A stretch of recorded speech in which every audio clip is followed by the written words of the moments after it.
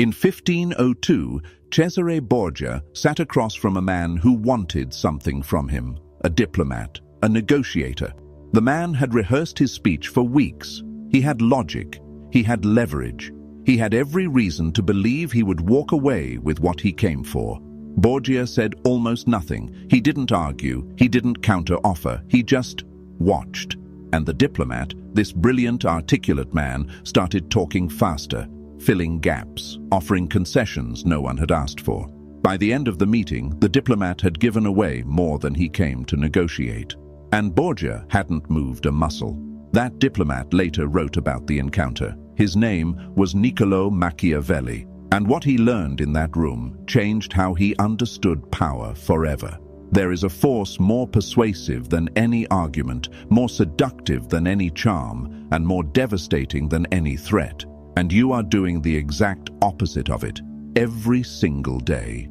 I am going to show you 5 psychological mechanisms that make a person magnetically powerful.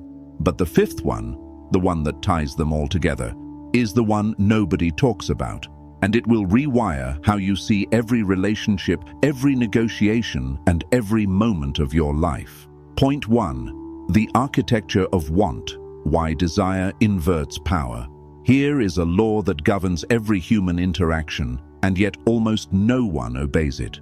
The person who wants less controls more, not the person who has more money, not the person with the better argument, not even the person with higher status. The person who can sit at the table and genuinely not need the outcome. That person bends gravity. Robert Cialdini documented this through his research on scarcity.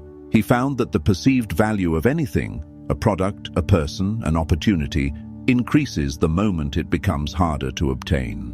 But here is the part most people miss. Scarcity doesn't just apply to objects, it applies to you, your attention, your approval, your emotional availability. When you chase someone, when you text first every time, when you over-explain your worth, when you ask, "Are we okay?" after every disagreement, you are flooding the market with yourself. You are making your presence cheap, and cheap things get discarded. Think about this. In the courts of Renaissance Italy, the advisors who survived were not the most talented. They were the ones who understood proximity as currency. They didn't crowd the prince. They positioned themselves at a distance that made the prince come to them. They understood that a man who is always available is a man who is never valued. There was a courtier in the court of Ludovico Sforza, a skilled musician, a decent strategist, who made one fatal error. He was always there, every feast, every council, every hunt. He volunteered for every task. He praised every decision.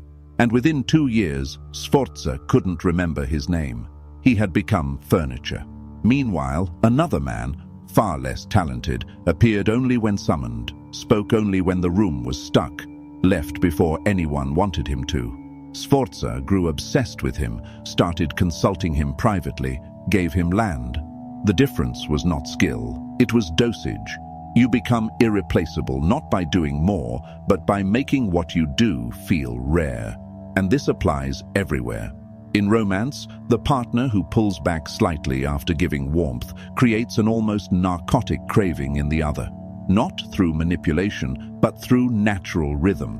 Tension, release, tension, the heartbeat of all attraction. In business, the consultant who says, "I'm not sure I'm the right fit for this," will be hired faster than the one who sends 14 follow-up emails.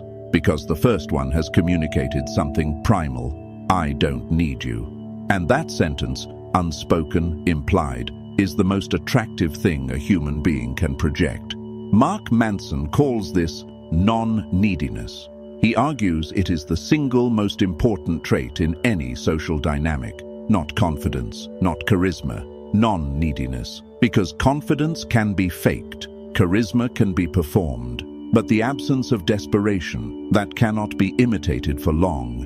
It radiates from a place that is either full or empty, and people can feel the difference. So here is the brutal question.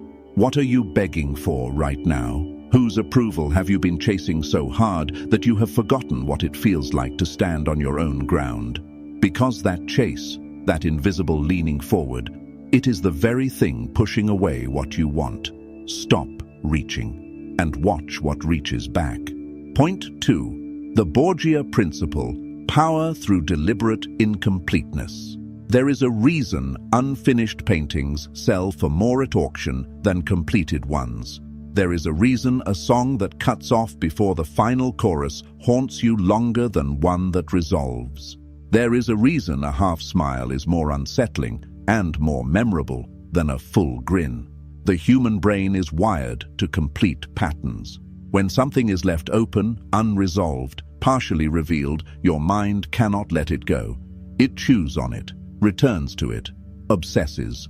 Psychologists call this the Zeigarnik effect, but Machiavelli understood it centuries before it had a name. Cesare Borgia never revealed his full plan to anyone. Not his generals, not his father, not even his closest advisor. He gave each person one piece, enough to act on, never enough to see the whole board. And this did something extraordinary. It made every person around him feel that they were close to understanding him, but never quite there. That gap, the space between what people know about you and what they suspect, is where your power lives. Most people do the opposite. They overshare. They narrate their every move. They explain their reasoning before anyone asks. They think that transparency builds trust. And in some contexts, it does. But in the dynamics of power and attraction, transparency is surrender. When you tell someone everything about your plans, your feelings, your fears, you have handed them a map of your interior. They know where your treasure is buried. They know where your walls are thin. And whether they use that information against you or not, you have eliminated the one thing that made you compelling: the unknown. Robert Greene writes about this in The Art of Seduction. He argues that mystery is the foundation of all attraction. Not beauty, not wealth, not intellect. Mystery, because beauty fades. Wealth can be matched. Intellect can be debated, but a person who cannot be fully read, fully categorized, fully understood, that person occupies a permanent space in the minds of others. Think about the people who have fascinated you most in your life. Were they the ones who told you everything on the first meeting? Or were they the ones who left you with questions? Who said something that didn't quite add up? Who smiled at the wrong time? Or stayed quiet when everyone expected them to speak? You were drawn to the gap. Here is where most people fail. They confuse mystery with dishonesty. Mystery is not lying. It is editing. It is the discipline of deciding what to reveal and when. It is the art of leaving the last page of your chapter unwritten, so that the reader has no choice but to keep turning. A man who tells you he is powerful is forgettable. A man who says nothing and yet commands the room. He is etched into your memory, because your brain has been given a problem it cannot solve. And unsolved problems create obsession, practical application. The next time someone asks you what you have been working on, do not give them the full answer. Give them a fragment, a tone, a direction without a destination. Something that's been keeping me up at night. I'll tell you when it's ready. That sentence does more than a 10-minute explanation ever could. It creates investment. It creates curiosity. It creates a reason to come back to you. You are not hiding. You are curating. And curation is the language of the powerful. Point 3. The posture of kings. Why begging is biological suicide. In the animal kingdom, there is a phenomenon called appeasement signaling. When a weaker animal encounters a dominant one, it drops its body, lowers its head, exposes its belly. It is saying, without words, I am not a threat. Please don't destroy me. Humans do the same thing, except we do it with words. I'm sorry to bother you. I know you're busy, but I totally understand if you can't. Just checking in again. Every one of those sentences is a belly-up display. Every one is a signal that says, you are above me, and I am hoping you will be kind enough to descend. And here is what's devastating. It works. In the short term, people will throw you scraps when you grovel. They will respond to your fifth follow-up. They will give you a fraction of what you asked for, just to make you stop. But they will never respect you, and they will never see you as an equal. Epictetus, the Stoic philosopher, was born a slave. He had no wealth, no title, no social leverage, and yet the most powerful men in Rome sought his counsel. Why? Because he never asked them for anything. He never positioned himself below anyone, not out of arrogance, out of self-sufficiency. His posture, even as a former slave, communicated, "I have everything I need inside this mind. You may join me, or you may leave. I will not adjust my orbit for you." That posture, that complete, terrifying self-containment, was more powerful than any senator's fortune. Machiavelli observed this in the princes who lasted versus the ones who fell. The princes who begged for alliances, who sent desperate letters, who offered concessions before they were asked. They were the first to be conquered. Because begging communicates one thing above all else: I cannot survive without you. And the moment someone knows you cannot survive without them, they own you. There is a story about a Venetian merchant in the 15th century who was negotiating a trade route with the Ottoman Empire. He wanted the deal badly. His entire fortune depended on it. But instead of rushing to Constantinople, he sent a brief message: "I will be passing through your waters next spring.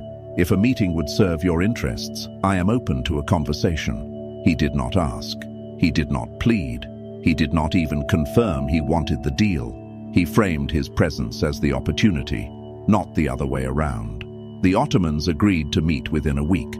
Contrast this with another merchant, wealthier, better connected, who had sent 3 delegations in the previous year, each one more desperate than the last, each one offering more favorable terms. The Ottomans ignored all 3, not because the deal was bad, but because desperation has a smell, and it signals that you are the one who needs saving. When you beg, you are not just asking for something. You are broadcasting your own insufficiency. You are telling the world, "I am incomplete without this." And the world, being what it is, will respond by withholding the very thing you crave. This is not cruelty. This is physics. Desperation repels. Self-sufficiency attracts. The gravitational pull of a person who does not need is almost impossible to resist. So the question becomes, how do you stop begging when you genuinely need something? You reframe the internal architecture. You do not need their approval. You prefer it. You do not need the job. You are evaluating whether it deserves your years. You do not need the relationship. You are choosing whether this person earns access to your life. The shift is subtle, but the effect is seismic. Because when you stop needing, you stop leaking power. And when you stop leaking power, people start noticing a gravity about you that they cannot explain. They will call it confidence. They will call it charisma. But it is simpler than that. It is the posture of a person who has stopped asking the world for permission to exist. Point 4. The doctrine of calculated friction. Why making it easy makes you disposable. There is a psychological experiment most people have never heard of. In 1959, 2 researchers, Elliot Aronson and Judson Mills, tested something counterintuitive. They took a group of volunteers and divided them into 2 paths to join the same group. One path was easy. Fill out a form, show up, you're in. The other path was brutal, embarrassing tasks, difficult screening, rejection at every stage. The result? The people who suffered to get in valued the group significantly more than those who walked in for free. Same group, same experience, same people inside. But the ones who bled for entry treated it like sacred ground. This is called the effort justification effect. And it governs far more of your life than you realize. When you make yourself easy to access, when you answer every call on the first ring, when you say yes before they finish asking, when you rearrange your entire schedule to accommodate someone who wouldn't rearrange a single hour for you, you are stripping away the friction that creates value. You are making yourself free. And free things are treated like free things, discarded, forgotten, replaced without guilt. Machiavelli saw this principle play out in the politics of Florence. The rulers who granted audiences freely, who opened their doors to every petitioner, who made themselves perpetually available, they were the ones who lost control of their courts. Because when access is unlimited, access becomes worthless. But the rulers who required something, a weight, a favor, a demonstration of loyalty before the meeting was granted, those rulers held courts that ran on reverence, not because they were better leaders, but because they understood that human beings do not value what comes without cost. This applies to your relationships with surgical precision. Think about the friend who always picks up, who always has time, who never says no. You love that friend, but do you respect them the way you respect the person who is harder to reach? The one whose time feels scarce, the one who, when they finally sit down with you, makes it feel like an event. Be honest with yourself. There is a man I once read about, a tailor in Milan during the 16th century. He was not the best tailor in the city.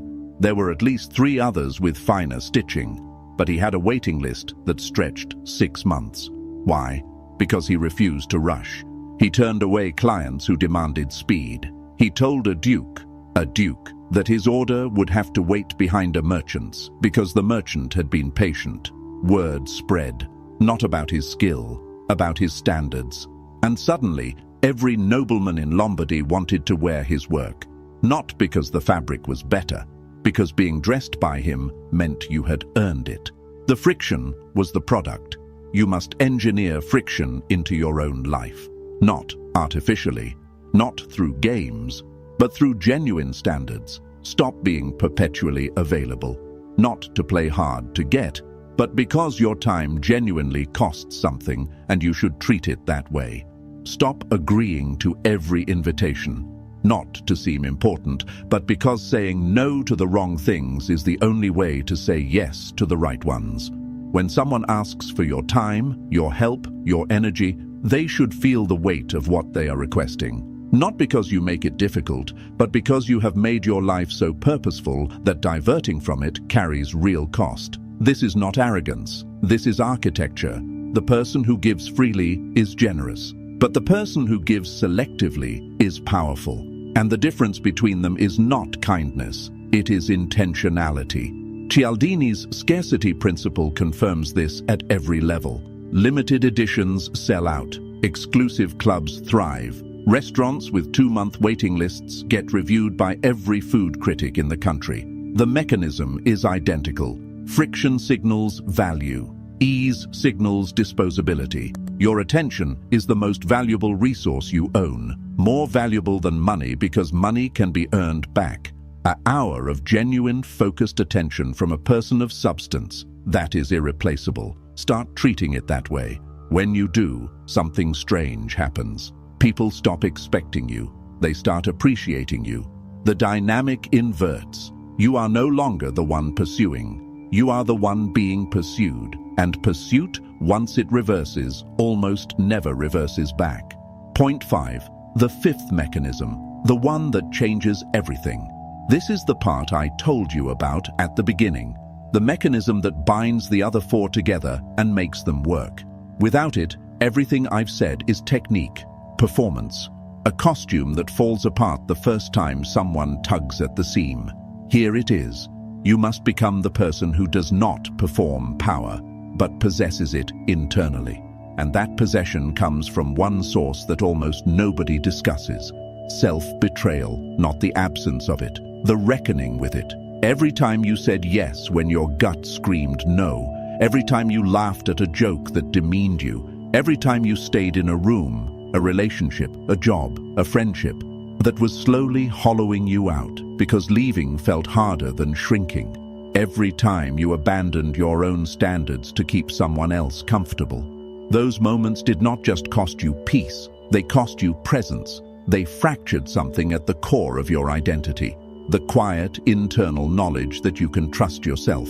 And without that self-trust, every technique becomes desperation wearing a better suit. You can practice scarcity, but if deep down you believe you are not worth the wait, your body will betray you. Your eyes will dart, your voice will waver. You will over-explain the pause you created, and the whole architecture collapses. You can practice mystery, but if you are hiding not from strategy but from shame, because you genuinely believe that if they saw the real you, they would leave, then the mystery is not power.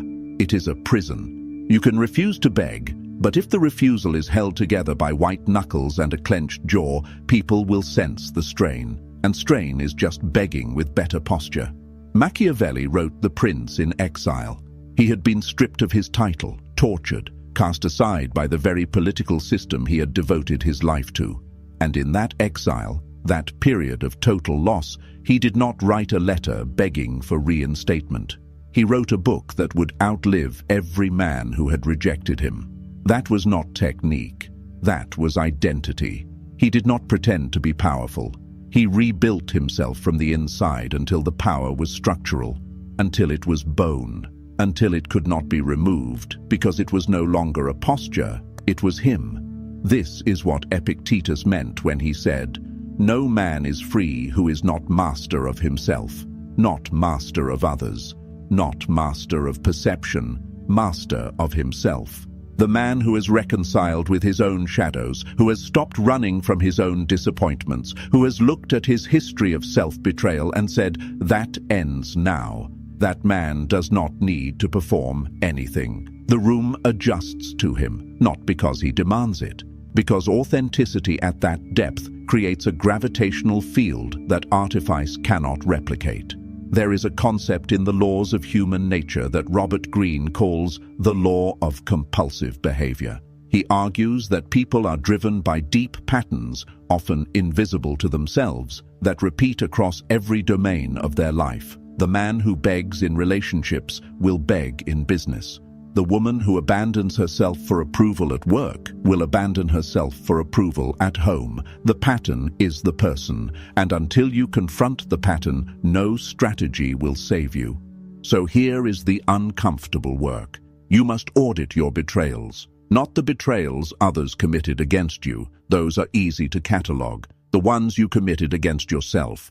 The times you knew you should have walked away but stayed. The moments you dimmed yourself so someone else could feel bright. The promises you made to your own soul and broke before breakfast. Write them down if you have to, not to punish yourself, but to see the pattern. Because once you see it, you can interrupt it. And once you interrupt it, you stop leaking the quiet signal that tells the world, this person does not fully believe in their own worth. That signal, invisible, unspoken, radiating from every pore, is the reason techniques fail for most people. They are broadcasting unworthiness underneath a performance of strength. And human beings, at a subconscious level, can always detect the frequency beneath the words. When you stop betraying yourself, when you start honoring your own standards even when it costs you, something shifts that cannot be explained through psychology alone. It is almost alchemical. Your voice changes, not louder, heavier. Your eyes settle, not cold, certain. Your presence fills a room differently, not aggressively, inevitably. People will start describing you in ways that confuse you. There's something about him. He's different now. I can't explain it, but I trust him. They are not responding to what you are doing. They are responding to what you have stopped doing. You have stopped apologizing for existing. You have stopped performing a version of yourself designed for someone else's comfort. You have stopped negotiating with your own boundaries. And in that cessation, that refusal to bend any further, you become the thing that everyone is drawn to and almost no one can name. You become whole. Not perfect, not invulnerable, not cold, whole. A person whose inside matches their outside. A person who does not need the room to validate what they already know about themselves. That is the fifth mechanism, and it is the only one that matters, because without it, you are performing mystery. With it, you are mystery. Borgia did not read a book on power dynamics before that meeting with Machiavelli. He did not rehearse a strategy of silence. He sat in that room and did what came naturally to a man who had already decided, at the deepest level, that he did not need the diplomat's approval. That is the difference between tactic and identity. Tactics are borrowed. Identity is built. And once built, it does not require maintenance.